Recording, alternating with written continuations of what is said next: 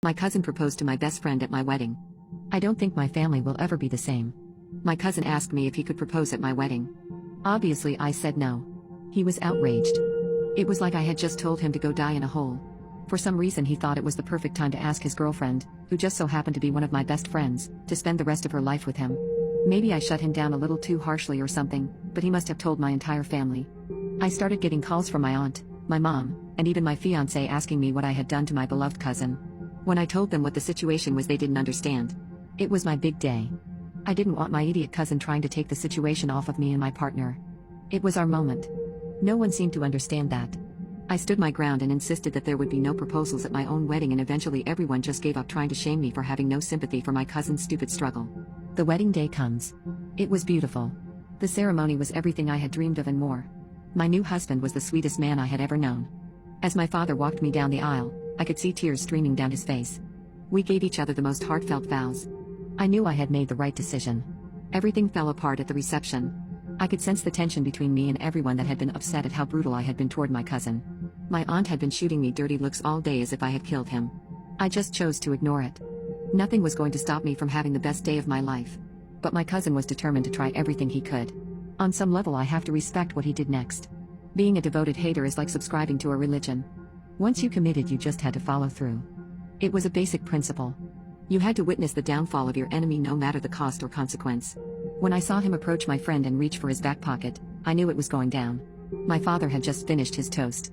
He had called me a sweet girl who would never hurt a fly throughout my entire life. Little did he know I had been taking Muay Thai classes in my spare time to hurt more than just a fly if need be. And in this moment, the need was there. I sprinted across the floor to where my cousin was walking. He tapped my friend on her shoulder. She stood up from her seat at her table. As she turned around, all she saw was my righteous fist of justice smashing into my cousin's teeth. I had no fear of this man. He was built like someone who lived off a diet of cigarettes and vibes. The wind could have sent him flying further than I did. When his mom caught the sight of her son sprawled out across the dance floor, she hopped over her table and came charging at me. I think she threw her purse first, but I'm not really sure. Whatever it was, it crashed into my temple. I was immediately disoriented, but I came to just in time to catch my aunt as she tackled me to the ground. We wrestled for a little while before my mom jumped in. She had been on my aunt's side, but no one was going to hurt her baby, especially not on her wedding day. She ripped my aunt off of me and basically chokeslammed her into the buffet. Now they were covered in marinara sauce and chocolate. Two sisters duking it out in dramatic fashion by the hors d'oeuvres. Just how God had intended.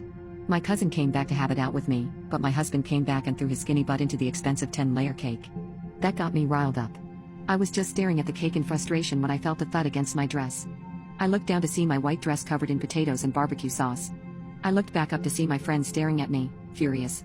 She screamed at me, "I can't believe you ruined that for me." Ruined that for her? Why didn't anyone understand that this was my day? For the first time since middle school, I was now in a fight. Eventually, the scene devolved into a movie-style bar fight. Even my grandpa got involved, I think. There were things flying everywhere. People flying everywhere. It didn't stop until the police showed up and started breaking people off of each other. It was a miracle no one got in serious trouble. Some of the things I saw happening had to be illegal in some way. After our drunken war, there was a schism in my family. The day lives in infamy now. Those that take my cousin's side don't speak to us anymore. At least I will have some lore for my kids when they ask what our wedding day was like.